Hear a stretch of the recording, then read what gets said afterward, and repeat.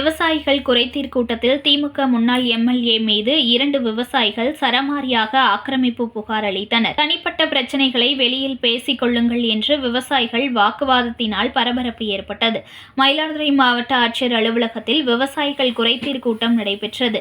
இதில் மயிலாடுதுறை, தரங்கம்பாடி, குத்தாலம், சீர்காழி தாலுகா பகுதி விவசாயிகள் நேரடியாக வந்திருந்து தங்கள் குறைகளை மனுக்களாக அளித்தும் அதிகாரிகள் எடுத்துள்ள நடவடிக்கைகள் குறித்தும் விவாதித்தனர். இதில் குத்தாலம் தாலுகா திருவேல்விக்குடியைச் சேர்ந்த தங்க மகேஸ்வரன் என்ற விவசாயி தங்கள் கிராமத்தில் முன்னாள் திமுக எம்எல்ஏ குத்தாலம் கல்யாணம் என்பவரால் பல வடிகால் வாய்க்கால்கள் தூர்வாரப்பட்டு உள்ளதால் 50 ஏக்கர் விவசாயம் பாதிக்கப்பட்டு உள்ளதாகவும், திமுக எம்எல்ஏ குத்தாலம் கல்யாணம் என்பவரால் பல வடிகால் வாய்க்கால்கள் தூர்க்கப்பட்டு உள்ளதால் 50 ஏக்கர் விவசாயம் பாதிக்கப்பட்டு உள்ளதாகவும், சிவன் கோவில் குளம் மற்றும் திருவேல்விக்குடி குட்டை தூர்க்கப்பட்டு உள்ளதாக குற்றம் சாட்டினார்.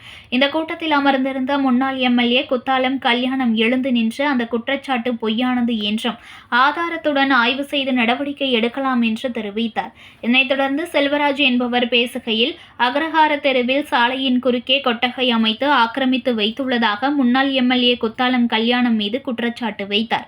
அப்போது பேசிய குத்தாலம் கல்யாணம், குற்றச்சாட்டு வைப்பவர் ஒரு போலி டாக்டர் என்று தெரிவித்த நிலையில் எழுந்து வந்த செல்வராஜ் மனு அளித்துவிட்டு மாவட்ட ஆட்சியரிடம் தண்டனை பெற்ற கைதி அவர் என்று பதிலளித்த நிலையில் இரு தரப்பினர் இடையே வாக்குவாதம் ஏற்பட்ட போது விவசாயிகள் இடைமறித்து, உங்கள் தனிப்பட்ட பிரச்சனையை விவசாயிகள் குறைதீர் கூட்டத்தில் பேசாமல் வெளியில் பேசிக் கொள்ளுங்கள் என்று குற்றம் சாட்டினர்.